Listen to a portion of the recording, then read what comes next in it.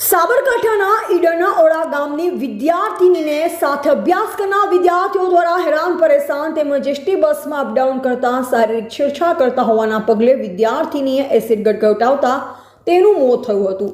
જોકે પોલીસે આ મામલે 2 વિદ્યાર્થીઓ સામે ફરિયાદ નોંધી તેમજ તપાસ દરમિયાન અન્ય 4 વિદ્યાર્થીઓના નામ ખુલતા તમામની અટકાયત કરી કોર્ટમાં રજૂ કરી વધુ તપાસ હાથ ધરી છે। સાબરકાંઠાના ઈડરના ઓળા ગામની હિંમતનગરમાં આવેલી રિદ્ધિ એજ્યુકેશન નર્સિંગ કોલેજમાં અભ્યાસ કરતી વિદ્યાર્થીનીએ એસિડ ગટગટાવી આપઘાત કર્યાના પગલે પરિવાર સહિત સમગ્ર કોલેજ પરિસરમાં ખળભળાટ સર્જાયો।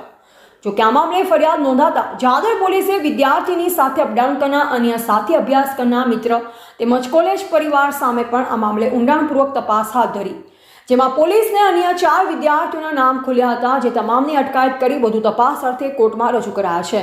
જોકે મૃતક વિદ્યાર્થીની મામલે મૃત્યુની દુષ્પ્રેરણા બદલ 2 વિદ્યાર્થીઓ સામે ફરિયાદ નોંધવામાં આવી તેમજ જાદર પોલીસ મથકે ફરિયાદ નોંધાયા બાદ અન્ય 4 નામ ખુલતા પોલીસે તમામની અટકાયત કરી છે।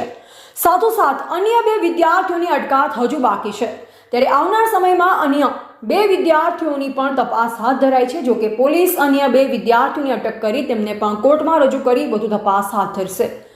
અભ્યાસકાળ દરમિયાન કોલેજમાં જતા આવતા એસટી બસમાં થયેલી પજવણીથી નર્સિંગ કોલેજની વિદ્યાર્થીએ આપઘાત કર્યો, ત્યારે હવે કોલેજમાં અપડાઉન કરનાર અન્ય વિદ્યાર્થીઓમાં પણ સામાન્ય પજવણી કરનાર વિદ્યાર્થીઓ માટે આ કિસ્સો સબકપાત્ર છે તે નક્કી છે।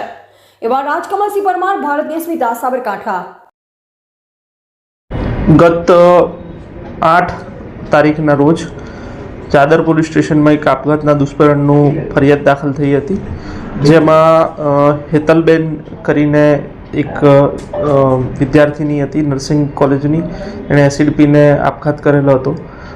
જે અનુસંધાને જે મરણ જનાર છે એના ભાઈએ પોલીસ સ્ટેશનમાં ફરિયાદ નોંધાવેલી હતી, જે અનુસંધાને અમારા ચાદર પોલીસ ગુનાની તપાસ કરતી હોય એમાં ગઈકાલે કુલ 4 આરોપીઓની ધરપકડ કરવામાં આવી છે, જેના નામ છે પ્રિન્સ પરમાર, જે વડાલીનો રહેવાસી છે, વિરેન્દ્ર કુમાર, જે નવાચામુ વડાલીનો રહેવાસી છે, અબ્દુલ હફીઝ લુહાર, જે પણ વડાલીનો રહેવાસી છે, અને હર્ષ સોલંકી, એ ઈડરનો રહેવાસી છે। આ મૂળ આ જે 4 આરોપીઓ છે એ જે મરણ જનાર છે એની સાથે અભ્યાસ કરતા હોય નર્સિંગ કોલેજમાં અને સાથે અવર જવર કરતા હોય બસમાં, એ દરમિયાન આ જે મરણ જનાર છે એની પજવણી કરતા હોય અને એ આધારે એના જે મરણ જનાર છે એની સાથે અભ્યાસ કરતી અન્ય વિદ્યાર્થીનીઓ અને કોલેજ સ્ટાફના નિવેદનના આધારે આ 4 વ્યક્તિઓના નામ ખુલવા પામેલ હોય અને એમની કાલે ધોરણસર ધરપકડ કરવામાં આવેલ છે અને આજરોજ નામદાર કોર્ટમાં તેઓને રજૂ રાખવામાં આવેલ છે। હજુ 2 આરોપી પકડવાના બાકી છે, જેમની તપાસ હાલ ચાલુમાં છે।